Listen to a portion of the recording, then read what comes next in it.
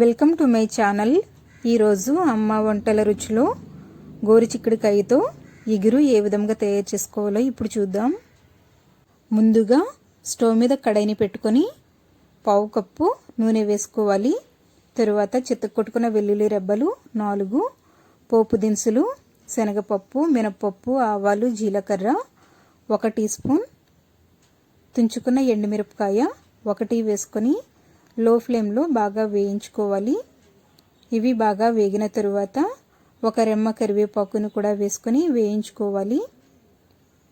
ఇప్పుడు సన్నగా తరిగి పెట్టుకున్న ఉల్లిపాయ 1, పచ్చిమిరపకాయ 1 వేసుకొని ఇవి కొంచెం కలర్ మారేంత వరకు వేయించుకున్న తరువాత పావు టీ స్పూన్ అల్లం వెల్లుల్లి పేస్ట్, పావు టీ స్పూన్ పసుపు వేసి పచ్చివాసన పోయేంత వరకు వేయించుకోండి.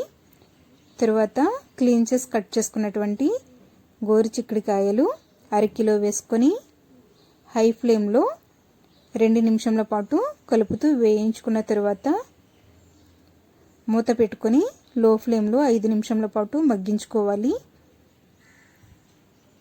5 నిమిషాలు మగ్గించుకొని బాగా కలుపుకోవాలి.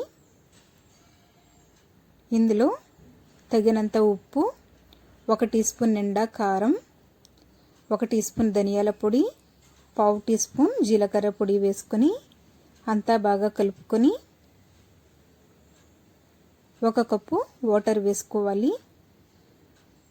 వేసుకొని అంతా బాగా కలుపుకొని మూత పెట్టుకొని లో ఫ్లేమ్లో 8 నుంచి 10 నిమిషాల వరకు ఉడికించుకోవాలి.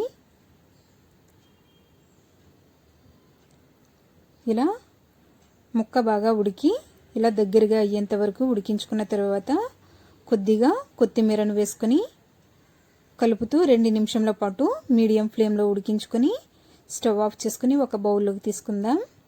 ఎంతో రుచికరమైన గోరుచిక్కుడుకాయ ఇగురు రెడీ అయ్యింది. దీనిని రైస్తో కానీ రొట్టెతో కానీ తినొచ్చు. ఈ వీడియో మీకు నచ్చినట్లయితే లైక్ చేయండి, షేర్ చేయండి. మీరు ఇంతవరకు నా ఛానల్ని సబ్స్క్రైబ్ చేసుకున్నట్లయితే సబ్స్క్రైబ్ చేసుకోండి. Thank you for watching my video.